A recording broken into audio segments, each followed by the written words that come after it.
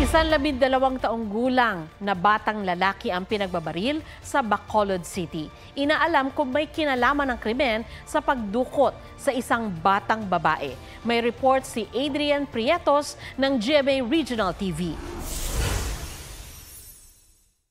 Matutulog sana sa gilid ng kalsada sa Barangay 12 sa Bacolod City ang lalaking 12 anyos. Pero hindi na siya magigising kailanman matapos barilin sa ulo.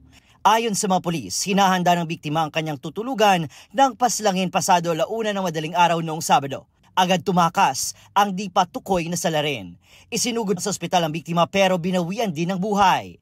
Hawak na ng mga pulis ang CCTV footage ng pamamaril pero hindi pa raw pwedeng ipakita sa publiko. Nakita ng saksi na tila inaabangan ng nakamotorsiklong salarin ang bata. Sabi pa ng mga pulis, isa ang biktima sa 2 lalaking minor de edad na nakitang kasama ng babaeng 5 anyos na nawala kamakailan.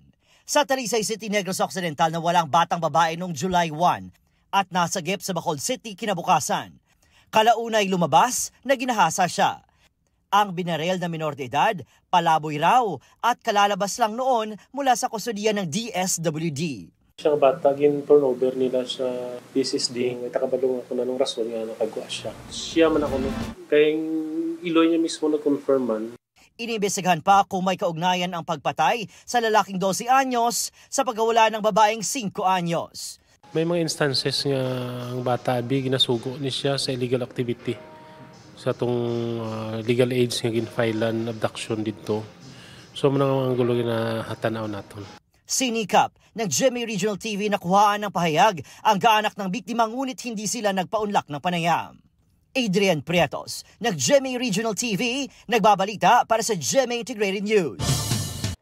Mga kapuso, alamin ang State of the Nation. Mag-subscribe sa GMA Integrated News sa YouTube. Sa ating mga kapuso abroad, samahan niyo kami sa GMA Pinoy TV at sa www.gmanews.tv.